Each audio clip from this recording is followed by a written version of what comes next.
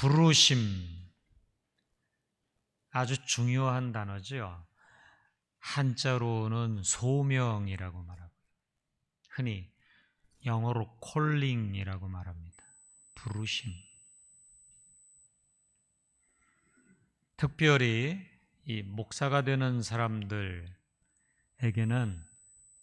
부르심이 있느냐 하는 그런 물음을 많이 듣게 되죠.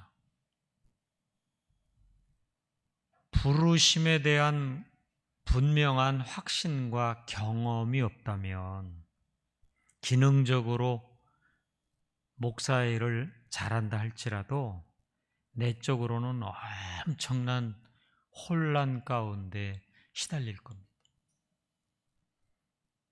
근데 좀 사람이 모자라고 부족해도 부르심, 하나님의 이 소명에 대한 분명한 증거가 있고 고백이 있으면 상황은 또 전혀 달라집니다. 너무나 중요하죠. 저는 대학을 졸업한 후에 제가 사실 하나님을 알고 싶고 신학을 공부하고 싶기는 했는데 저 역시 모태신앙으로 쭉 교회에서 자라오면서 교회의 어려운 상황들을 이모저모 많이 보았기 때문에 그야말로 조직의 쓴맛도 보고 뭐 이런 여러 가지 경험을 했기 때문에 목사가 된다는 건 엄두가 나지 않았어요.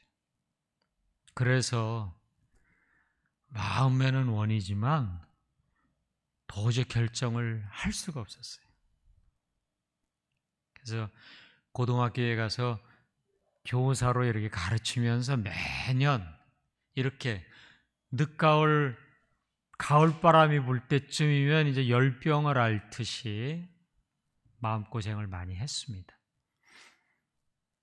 왜냐하면 이제 조금 있으면 신학대학원 시험이 있거든요. 엄두가 안 나서 시험을 치르지 못했지요. 한 해, 두 해 계속 넘어갔습니다. 왜 그랬느냐 하면 정말 하나님이 나를 부르시는가 하는 그 부분에 대해서 자기 확신이 없었기 때문이죠. 늘 그 생각에 붙들려 살았어요. 그러던 어느 날 이 선생님들하고 그 바이블 스터디 공부하던 중에 제가 성령은 누구신가라고 하는 그 성경 교재를 놓고 내일 공부할 모임을 준비하다가 내적으로 제 마음 가운데 지금 이 교재를 3번이나 반복해서 지금 수년간에 걸쳐 대학 때부터 이렇게 공부하고 있는데 내가 언제까지나 성령 하나님이라고 말하면서 그분은 인격이시라고 말하면서 마치 시험 문제를 풀듯이 이렇게 대하는 것이 과연 옳은 일인가? 그건 분명 잘못된 태도다라는 생각이 들어서 멈추고 기도했었죠. 이 교재에 나와 있는 여러 성경 구절이 모아주고 있는 성령 하나님은 지정의를 가지신 인격이시고 그의 뜻이 있고 그의 그 주도하심이 있고 모든 것을 이루신다고 했는데 나는 과연 그분을 마땅히 하나님으로 인정하고 또 받아들이고 그분을 환영하고 있는가? 전혀 아니었거든요. 그래서 제가 짧지만 그 시간 회개하고 제게 말씀하시는 대로 제가 따르겠습니다 했어요. 그러면서 그렇다면 내가 이제부터 뭘 할까요? 그때 떠오른 생각이 그렇다면 내가 경험하고 알고 있는 예수를 다른 사람들에게 증거해라. 그런 생각이 떠올랐어요. 그래서 제가 전 참 남들에게 뭐 이렇게 잘 조리 있게 말하지도 못하고 그리고 남을 불편하게 하는 것을 하지 못하는 사람인데 그러나 순종하겠습니다. 그러고는 제가 이제 그 다음날 출근해서 학교에서 선생님들을 만나다든지 할 때에 복음을 제가 늘 사역리를 가지고 공부하고 했으니까 이렇게 전하는 일을 했었습니다. 한번 가까이 하는 선생님에게 가서 시간을 내서 얘기하는 중에 짧게 얘기했죠. 그냥 사역리라는 거 이렇게 읽어주면 되잖아요. 그거 뭐 몇 분 안 걸리죠. 그런데 그날 밤에 집에 돌아와서 내가 예수를 믿는다 하면서 처음으로 한번 아주 구체적으로 순종했다고 하는 그 사실로 인하여 마음에 큰 기쁨이 있었습니다. 씨를 뿌려라 그랬는데 그거에 순종했다는 그 하나에 굉장히 기쁨이 있었고 그날부터 기도가 달라지고 자세가 달라지고 마음이 달라지더라고요. 그래서 또 다음엔 누구에게 이런 이야기를 할 수 있을 것인가 해서 다시 기도하기 시작했어요. 그러면서 특별히 만나는 학생들에게 그런 기회를 만들어서 많이 이렇게 말씀을 전하기도 했죠. 뭐 옛날에 고등학교, 인문고등학교는 다 입시에 치여가지고 얼마나 힘듭니까? 아주 전교 1등 하는 학생도 너무 불안해서 견딜 수가 없다고 그렇게 찾아오더라고요. 그래서 말씀을 같이 나누고 기도하고 점심시간을 활용하고 막 이렇게 했어요. 막 그런 생활이 이제 드디어는 교실에서 학교 울타리 안에서 교회에서 제가 만나는 모임에서 나중에는 버스 안에서도 전도도 하고 이제 막 하나님이 제 마음을 막 이렇게 만지시는 거예요. 그러고 한 반년을 그러고 있는데 어느 날 또 기도하고 준비하던 차에 문득 무슨 생각이 들었냐? 목회를 한다는 것이 이렇게 하나님이 주신 이런 은혜를 다른 사람들에게 이야기하고 증거하는 것이구나. 그런 생각이 어느 날 번쩍 들더라고요. 그래서 제가 시험을 봐야 되겠구나. 그래서 그 해에 접수하고 그 해에 시험 봐서 합격해서 이제 신대원 생활을 시작하게 됐던 것입니다. 사실은 성령이 인격이신 지정의를 가지신 온전하신 분이라고 하는 그 말씀의 기록에 처음으로 제대로 자세를 갖추고 순종한 것이었어요. 사실은 그분이 이 모든 만물을 다스리고 주장하신다는 것을 발견한 거죠. 발견.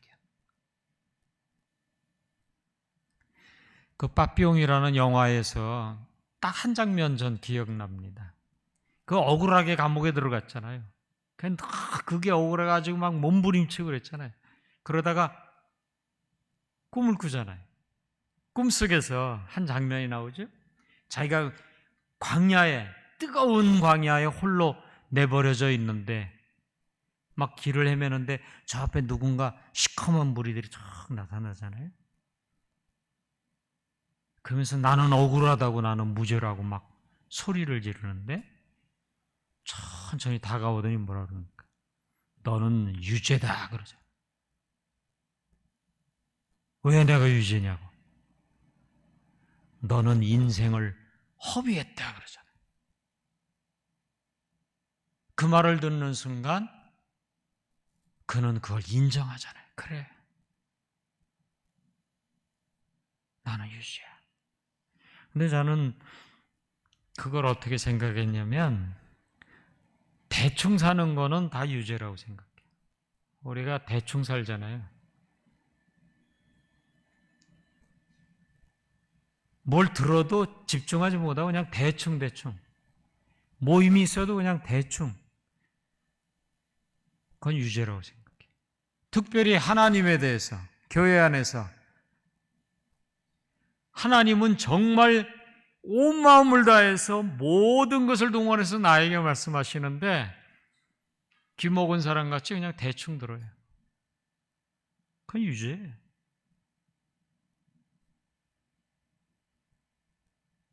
아담 하와도 그거죠. 하나님이 분명 먼저 말씀하셨는데 새겨듣지 않은 거예요. 그 태도, 에클레시아, 교회를 헬라어로 에클레시아라고 하는데 에클레시아라는 말 자체가 세상으로부터 끌어내요. 이 칼레오라는 동사에서 나온 거예요. 부르다. 하나님이 부르신 것이 세상에서 막 묻혀서 세속을 살아가고 있는 인생을 허비하는 사람들을 하나님 불쌍히 여기셔서 불러내어 묶으신 거예요. 그러니까 부르심이라는 건 목사에게만 있는 게 아니고요. 교회 자체가 하나님이 세상 가운데 부르신 사람들이고 그 공동체 하나님이 뜻이 있어요. 엄청난 계획이 있어요.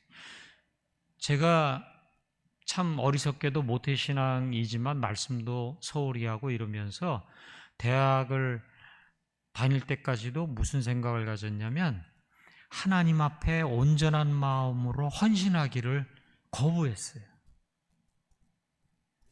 만약에 내가 헌신한다고 말 한마디라도 잘못하면 하나님이 나를 불러가지고 너 그렇지 않아도 아프리카에 지금 사람이 필요했는데 너 거기 가. 그러면 내 인생은 뭐냐고요. 그거야말로 오해 중에 오해요, 무지 중에 무지였던 거예요. 오늘 성경 볼까요? 한번 보세요. 17절에 오직 주께서 각 사람에게 나눠주신 대로 하나님이 각 사람을 부르신 대로 행하라. 내가 모든 교회에서 이와 같이 명하노라. 지금 고린도전서 7장은 뭐 결혼 뭐 이런 문제를 가지고 논하다가 사도 바울이 구체적인 사례를 가지고 얘기하다가 불쑥 인생의 신앙의 원론과 같은 이 기본 원칙을 툭 꺼내가지고 이야기를 하는 겁니다. 할례자로서 부르심을 받은 사람이 있느냐? 보통 유대인들이 그렇죠. 무할례자가 되지 말며 무할례자로 부르심을 받은 자가 있느냐? 이건 헬라인을 비롯한 이방인들은 할례를 모르는 사람들이죠. 그러다가 예수 믿었단 말이에요. 그런 사람들은 할례를 받지 말라. 이제까지 너희의 관습과 종교와 어떤 행위와 사고방식 틀 속에 있던 것, 그거를 상대방에게 모임 속에 강제하거나 강요하지 말란 말이에요. 이제 핵심이 뭐냐? 19절 할례 받는 것도 아무것도 아니요 할례 받지 아니하는 것도 아무것도 아니로되 오직 하나님의 계명을 지킬 따름이니라. 하나님의 계명. 하나님의 계명 가운데서 그 로마서 13장에 아주 핵심이 있어요. 제가 읽어볼게요. 로마서 13장 8절에서 10절 말씀. 피차 사랑의 빛 외에는 아무에게도 아무 빚도 지지 말라. 남을 사랑하는 자는 율법을 다 이루었느니라. 간음하지 말라, 살인하지 말라, 도둑질하지 말라, 탐내지 말라 한 것과 그 외에 다른 계명이 있을지라도, 이건 유대인이 목숨같이 지킨다는 계명 아닙니까? 내 이웃을 내 자신과 같이 사랑하라 하신 그 말씀 가운데 다 들었느니라. 사랑은 이웃에게 악을 행하지 아니하나니 그러므로 사랑은 율법의 완성이니라. 우리의 문제는 율법이라는 것을 가지고 그게 다 거룩하고 좋은 것이죠. 윤리잖아요. 도덕이잖아요. 그것으로 우리가 배우고 그것을 행하는데 그건 좋은 일이지만 문제는 우리 안에 사랑으로부터 비롯되어야 하는데 그게 아니라 사람을 의식해서 뭐 여러 가지 계산 속에서 나오는 그것이 우리의 신앙을 자꾸 퇴색시키고 나중에는 변절시키는 것이죠. 그러니까 하나님의 계명이라고 할 때 그 계명은 일반 사회의 종교의 도덕과 윤리와는 조금 다르지요. 거기에 그리스도의 십자가의 사랑에 기초한 계명이란 말이에요. 그러니까 요즘 SNS 시대니까 그 카톡에 보면 여러분들이 이런저런 좋은 신앙의 글들이나 이런 걸 많이 보내줘요. 그냥 감사한 일이죠. 그거 만들어서 보내는 게 얼마나 수고한 일이겠어요. 그래서 저는 그 생각합니다. 요거를 잘 들어야 되겠다. 들어야 되겠다.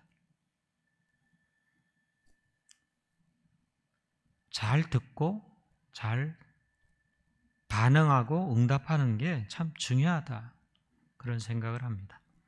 20절에 다시 한번 강조합니다.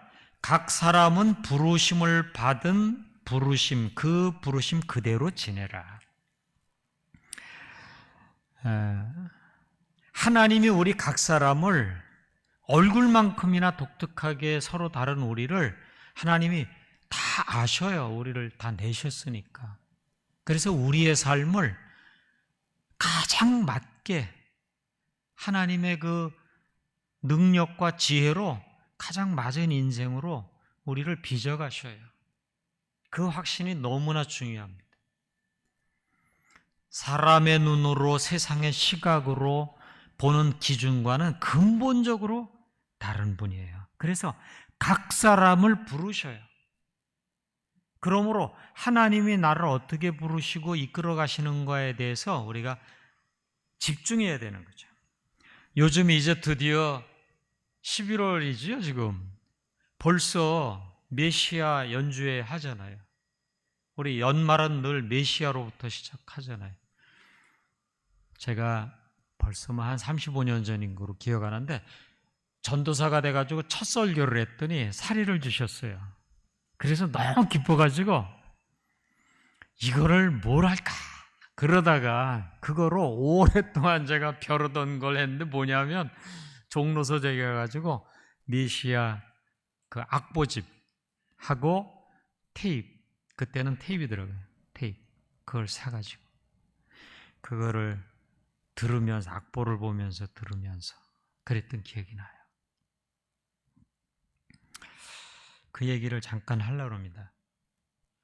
그 음악의 아버지 그러면 바흐, 음악의 어머니 그러면 핸델 이렇게 얘기하는데 보니까 바흐와 핸델은 1685년 동갑내기예요. 둘 다 독일 사람이고요. 핸델이 한 달 먼저 태어났어요. 2월에 태어나고 3월에는 바흐가 태어나고. 그리고 이 음악적 재능이나 뭐 이런 것들도 비슷해요. 그 배우고 시작한 시기가 비슷해요. 다들 뭐 신동이었겠죠. 그런데 두 사람은 아주 칼라가 뚜렷하고 다른 것 같아요. 바흐는 평생 동부 독일의 그 자기 고향에서 얼마 떨어지지 않은 그 도시에 그 도시마다 음악을 감독하는 음악 감독들이 있었는데 그런 일을 평생 해요. 마지막에는 라이프치히에 가서 라이프치히 4개 교회 모든 음악과 도시의 음악을 관장하고 기획하는 일종의 공무원 같은 그런 생활을 27년이나 합니다. 그리고 그는 자녀가 많았잖아요. 그래서 먹고 살기가 너무 힘들었어요. 늘 음악을 하는 과로에 시달리는 그런 사람이었어요. 반면에 핸델은 일찍 고향을 떠나가지고 이태리로 가서 음악을 배우고 그리고는 20대에 영국으로 가가지고 아주 대박을 터뜨렸죠. 성공과 아주 찬사를 받았던 인물이죠. 그러다가 또 시대의 흐름이 바뀌면서 실패하고 파산하고 막 충격을 받아서 쓰러지고 기복이 굉장히 심했어요. 화려했지만 기복이 심했어요. 반면 바흐 같은 사람은 그저 일개미같이 늘 가정과 교회와 그리고 음악에 매여가지고 거기에 푹 빠져 살았어요. 저는 메시아 곡을 저는 음악적으로는 잘 알지 못하지만 그 가사나 이런 이 편집을 보면 야, 어떻게 우리 주님 예수 그리스도의 그 탄생의 그 예언과 탄생 그리고 순환과 그 죽음 그리고 또 부활과 영생으로 이어지는 그것을 말씀으로 이렇게 있는데 탄복해요. 아니 어떻게 이런 신앙 고백을 담았지? 뭐 24일 안에 놀라운 그 영감을 얻어가지고 그런 대곡을 만들었다는 사실도 놀랍지만은 그게 뭐 기계적인 막 불러주시는 걸 받아 쓰는 게 아니잖아요. 하나님 그렇게 일하시지 않잖아요. 야, 어떻게 이런 나름 한때 성공에 취하기도 하고 그랬을는지 몰라도 파산하고 실패하고 그 절망 속에서 다시 하나님을 붙들고 신앙을 회복을 간구할 때 하나님의 은혜를 부어주셔서 그런 일을 이루셨다는 거죠. 반면에 바흐의 마태 순환곡을 들을 기회가 있었는데요. 정말 저는 탐복했어요. 이분은 위대한 음악가이지만 동시에 적어도 그의 그 마태 순환곡의 그 내용들 이런 것을 볼 때 얼마나 그가 말씀을 사랑하면서 그 말씀대로 살고자 했는가 하는 것을 알 수 있는 거예요. 각 사람에게 부르심이 있어요. 이렇게 잘난 사람들도 서로 컬러가 다르고 그 안에도 성공과 실패와 모든 좌절이 있죠. 세상의 기준으로 성공했느냐 실패했느냐가 문제가 아니라 하나님이 우리 각자에게 다 그런 인생을 허락하신다고 하는 것이요. 그거를 꼭 기억해야 할 것입니다. 21절 말씀을 보면 이렇게 말씀합니다. 내가 종으로 있을 때 부르심을 받았느냐? 염려하지 말라. 그러나 내가 자유롭게 될 수 있거든 그것을 이용하라.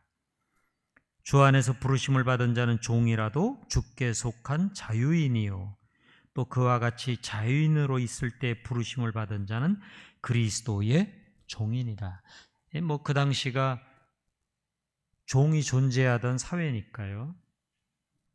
로마 시민같이 자유인도 있었지만 훨씬 많은 사람들은 종이었잖아요. 그 신분 계급을 넘어설 수는 없잖아요. 그런데 예수 복음을 들은 사람들이 어떤 사람들은 종이 듣기도 하고 어떤 사람들은 로마 시민 자유인이 듣기도 했잖아요. 상황과 처지가 너무너무 다르지요. 그러나 언제 어떤 상황 속에 복음을 들었을지라도 종일지라도 복음을 통해서 그는 그리스도 예수 안에서 자유인이 되고 또 자유인의 신분으로 예수 복음을 들을 때에도 그의 삶을 다시 한번 말씀에 비춰볼 때는 그리스도의 종으로 살아야 한다고 하는 거죠.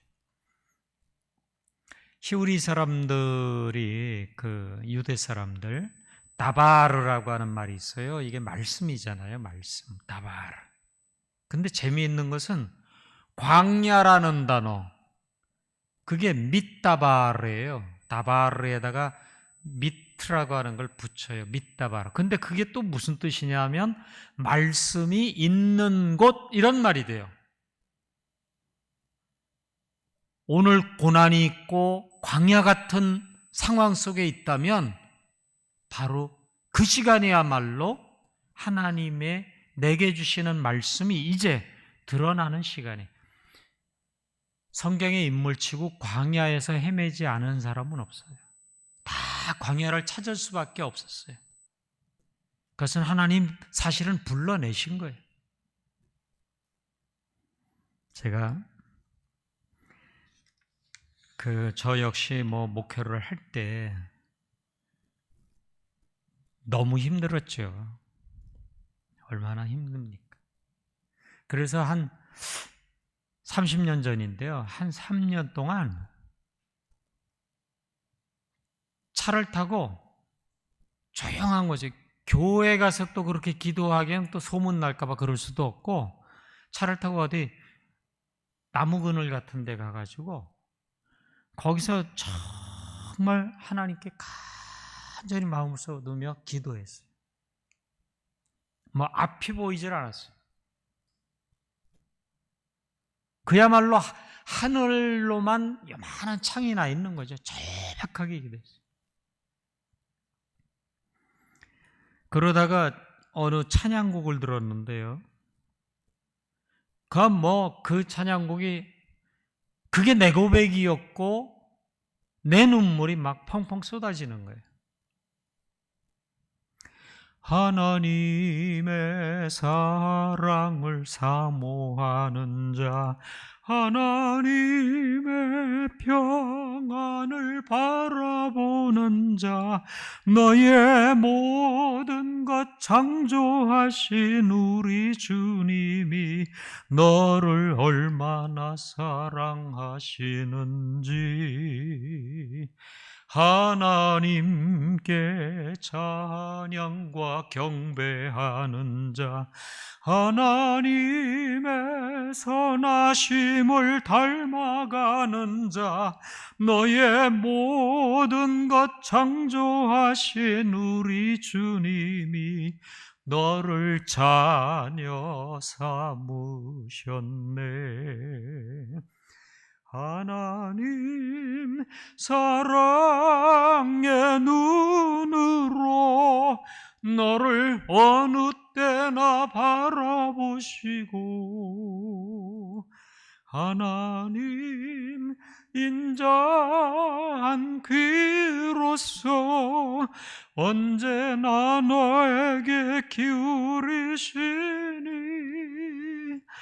어두움에 밝은 빛을 비춰주시고 너의 작은 신음에도 응답하시니 너는 어느 곳에 있든지 주를 향하여 주만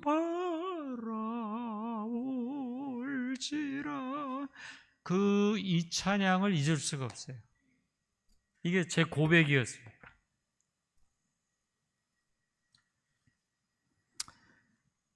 그리스도의 십자가 핏값으로 사신 것이다. 이렇게 얘기하죠. 23절에 너희는 값으로 사신 것이니 사람들의 종이 되지 말라.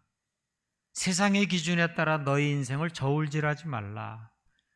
너는 내 아들이요 내 딸이요 너는 내 사랑하는 자요 내가 너를 책임지겠노라. 마지막 결론이 뭐예요? 형제들아 너희는 각각 부르심을 받은 그대로 하나님과 함께 가라.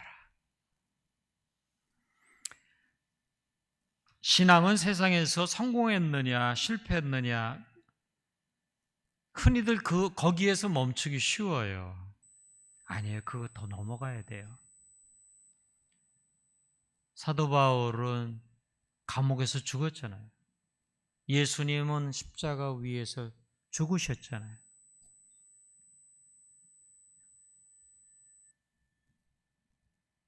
주님과 함께 거하면 돼요. 주님이 우리를 너무 잘 아셔요.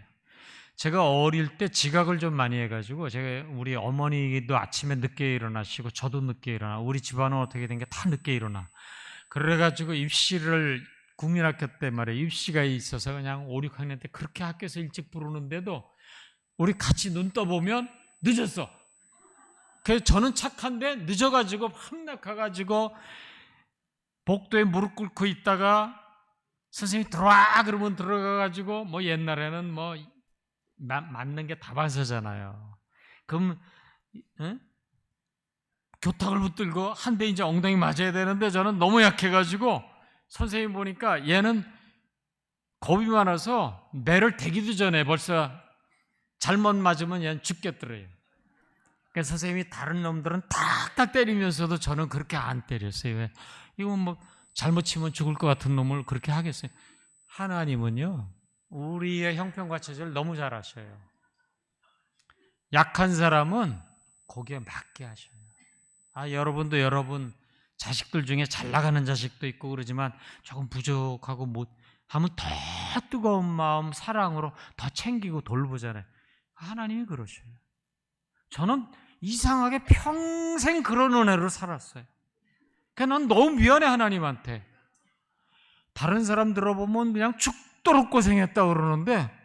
난 그렇게 고생한 적이 없는데. 그게 하나님의 마음이에요. 하나님이 결국 우리로 하여금 하나님을 기뻐하며 즐거워하며 찬양하며 하나님 앞에는 일을 많이 했다고 그런 건 자랑거리가 아니에요. 다 아셔요, 하나님. 어떤 모양으로든지 온전한 마음으로 하나님을 즐거워하며 기뻐하며 살기를 원하시는 거예요. 그런 은혜가 넘치시기를 기원합니다.